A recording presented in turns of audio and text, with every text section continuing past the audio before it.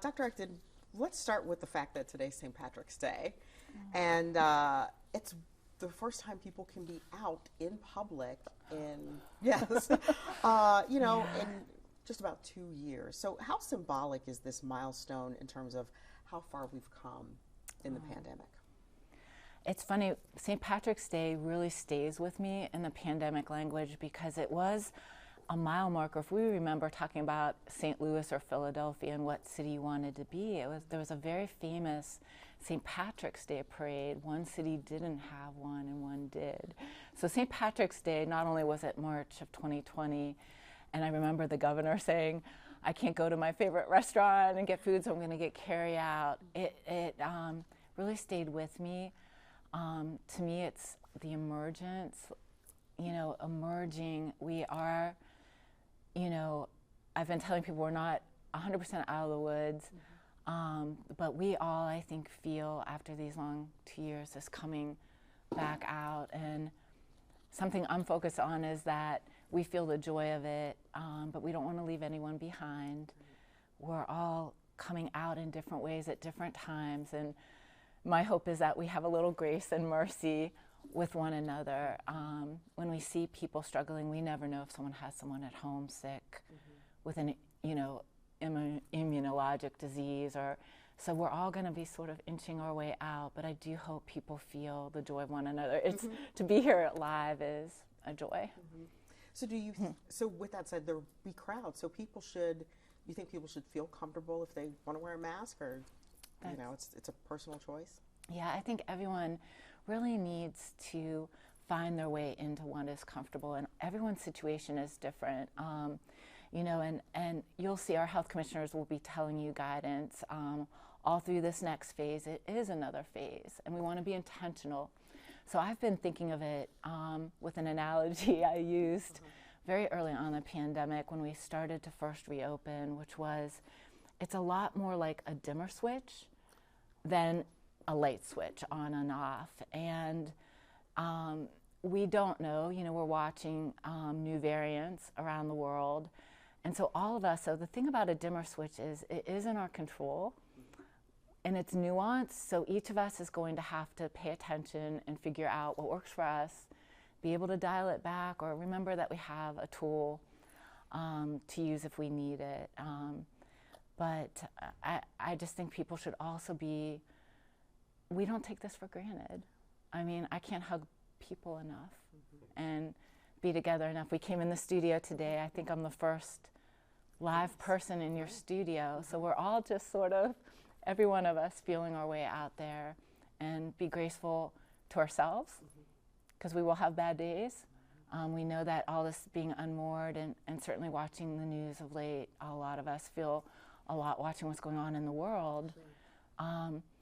We know there are a lot more traffic accidents now, and a lot of feeling we have coming out of this. So we have to be graceful to one another and ourselves when we mess up, and all of us do. Let's go back to March of 2020. We'll stay right there for a minute. So you very accurately and publicly shared at a news conference with everyone in Ohio that we'd be facing COVID-19 for some time. And you were fairly specific, and you fast forward to March 2022. Here we are. You were correct. How would you advise the state as we continue to live with this in terms of, how do we navigate this new world? You talked about grace and mercy. What else do we need to do? Well, maybe, I'm not in a position of advising, and certainly when you're in those roles, you have a lot of behind-the-scene knowledge that not all of us have. But I maybe would say more to people at home. Something I recognized very early on in this pandemic by accident, I happened to be in the White House the last week of February. I had a very strong sense this was already here. And, but we didn't know it yet. It wasn't being said. I joke around that I Googled the word pandemic, because even though I taught global public health, because I wondered why we hadn't yet called it that. I really feel that this was always a war on a common enemy. If this was A virus, one of the hardest things about public health is a lot of what you do, and when you knock it out of the park and you get it right, you don't see what we just prevented. and similarly with this virus, it's just been the worst, almost science fiction like nemesis that you couldn't make up if you were trying to make up a movie called Contagion. But it's something we all have in common. At the very thrust of it is an enemy that the entire world shares, and you have to respect the enemy. Maybe sometimes we don't always respect nature and just the ways of the world. And so this is still out there, and there are, we know that the conditions are ripe, that we probably will see this more often than we did. It might not be nearly 100 years. So we have to learn to live like with a knowledge of this as being part of our ecosystem. And that's frightening, but at the same time, we always were on the same team. And people talk about the hate, and there certainly is a lot of partisanship, and I don't want to make light of it. Mm-hmm. But the stories that I experienced personally were so much more of people trying to row together and help one another get to the other side. And this is a new phase, and we have to live it intentionally. This is a phase. We shouldn't just be like, oh, stumble back. Like, we have to actually intentionally move our way back, weave our fabric of our society back together again. So that's going to take leaders of all kinds. None of us are unscathed, but we have to be intentional as we do this next phase. But I think the joy, we have a little bit of wave underneath of us, which is the joy of spring, and I think we should use that to move forward. You've had a lot of time to reflect, on the pandemic. Yes. What strikes you most in terms of what we learned through all of this? Well, I think we're all going to learn different lessons, but much like a war, I think there is collective trauma. I certainly felt it. I think I felt a lot more in the months and year to come after I was in service than I even recognized that I was feeling. And there's no one who has been unscathed by it. But it also is in the times that we face the unthinkable. I said early on, this is shutting us down, but it is also opening us up. And in every crisis, and I told this to my team, and this has just happened in every experience I've had in my life, just when you hit the wall and things seem their worst, all of a sudden, if you stay with it long enough, you start to see the pearls of the next great, there's always something new in it. And we, in being disrupted and having to tolerate so much ambiguity, we also had to solve problems differently. And we also have had to live with a lot more ambiguity and things that aren't comfortable. But I think if a lot of us sit with it, perhaps we aren't going to take for granted things that we got complacent about. And so I'm hoping some of the lessons of moving forward from COVID are about how we're going to seize our life and seize our health and our well-being. How do we want to live? I hope we also see that as, one of the biggest lessons of public health that I teach is that we gained 30 years life expectancy in the last century, but only 5 of it was due to everything I learned in medical school, fixing broken things or things that are in our individual control. Almost all of our increased life expectancy came from things that we have to solve together. It was clean water, safe food, kids going to school, and child labor laws and traffic safety laws, and there are things that we ought to solve together. And it isn't government alone ever, it is business and government and academia and nonprofits coming together to solve problems. We did some of that in the pandemic. We had to solve things on short notice that were amazing that we did. What would you say is an example of that? One example very early on in the pandemic, first of all, is we were pitted against each other for PPE. It was like a Hunger Games. And we realized all of a sudden that every hospital was outbidding every hospital in Ohio, and people were stealing boats out of port. And we figured out a new way to all talk to each other. We had to figure out, how do we get a ventilator from a veterinary practice to the Cleveland Clinic to make sure we have enough? And so what I found was a lot of people who didn't talk to each other in normal day-to-day, hospital CEO talking to a prison warden, a nursing home leader, a school superintendent, we all began to gather in regions around the state. We called them zones, and we created a new structure out of nowhere. And I can tell you that all the people who grew to know each other through that crisis, they don't want to stop talking. I was just on a call, a Zoom with Cleveland's leadership team, and Cleveland came together in ways to solve things, and that same ingenuity is going to help solve lead poisoning in Cleveland.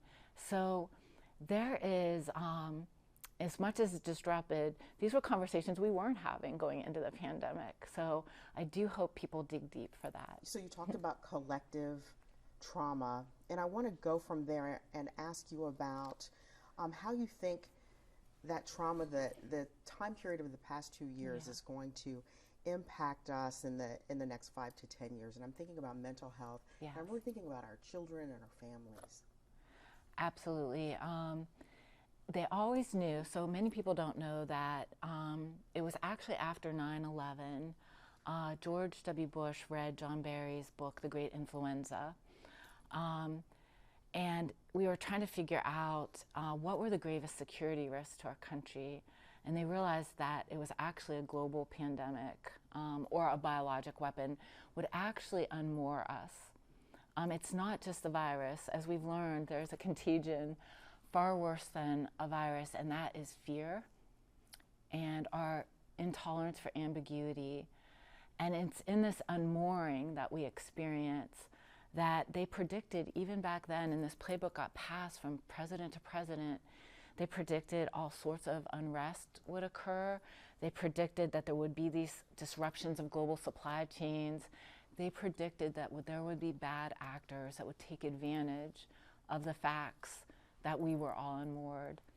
And they called it cascading consequences.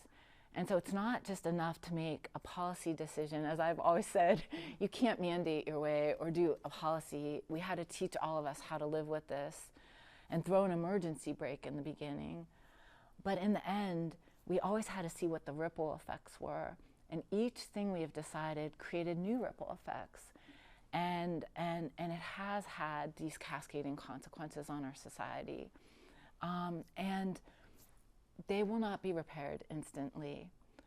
But in some ways, it also unmasked some of the issues that we were facing that were here all along, but maybe all of us weren't thinking about. There's so many things that I learned during this pandemic about nursing homes, about congregate. I just didn't think about my society and the world I lived in quite the same way, how interconnected and interdependent we are.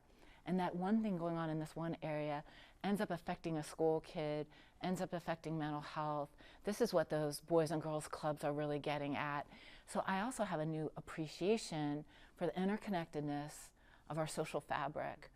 And I will tell you, this was a grave security risk to our nation. We were also the makers and the ingenuity behind how you deal with these kinds of disruptions. And we have to co-create the fabric of our society, generation after generation. And in this disruption we've all felt is also the seeds of the next great wonder. I really believe that. And so as we emerge, we are going to feel a lot of feelings, and they're not all going to be good. And we're going to have days where we don't have it in us, and it's enough still to get through the day. But there are other days, and I challenge myself every day, is there something I can do? Can I add value somewhere? And that is the opportunity at hand as we emerge. And I really have great faith in us. And really, I saw what Ohioans could do firsthand. It was not my orders. Ohioans flattened a curve. Ohioans reached out and pulled each other on life rafts. They do it every day. They're often not the loud people, but they're the ones doing it. And we have to remember we have to all row together. Any ideas what's next for you? I always thought when I went into this job that I would I'm really scared.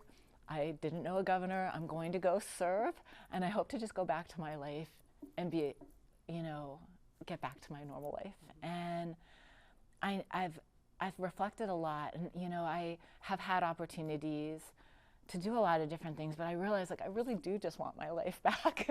And I want to be in Ohio. Once you feel the weight of the responsibility of Ohioans, you fall in love, and you don't want to stop, and you don't let that go lightly, if that makes sense. But I'm trying to figure out the ways that I, uniquely who I am, can give back.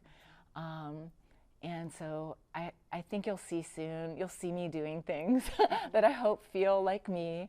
I let my heart kind of move me. I've never been a very smart career person. And, but I'm very moved by some things I'm seeing, and I want to be part of healing and hope. So I want to be part of helping us emerge and pull together and weave back. All right, so stay tuned. So it sounds like tuned. you're telling us that. We wanted to say congratulations on being a Woman of the Year, recognized by USA Today. That's very significant. But here's the question. What do you see as your place in history? Oh, well, that's a great question. It was the honor of a lifetime to hold that space for Ohioans. It was certainly unintended. I'm a very ordinary person who found themselves in an extraordinary moment in time. There is a Kenyan professor that said that he studied about 7 weeks of pandemic press conferences and said that we created a ritualized holding space, all by accident. We came out one day and said, we're going to tell you what we know as we know it. And then we said 2 p.m., who's watching the Ohio News Network, right? And we're just going to come so that the media could know all at one time. It just seemed more expedient. But then all of a sudden we were sitting with the media, and they had parents and they had kids at home, and we were all going through the same thing. And we started talking to Ohioans, and I think the space we created, I was not scripted. That really speaks to the leadership that they did that. We talked straight to Ohioans. It wasn't through the lens of politics. We had something that became something we all had. And to be a part of that, and to see that feeling of Ohioans, all ships rising and lifting together, was the honor of a lifetime. And I said I was the tip of the iceberg. There were 1,100 people behind me, a bunch of cabinet directors, eventually every school superintendent and board member and parent and nurse and everyone. It was all of us. And to be in that moment with everyone was just a privilege, a rare privilege.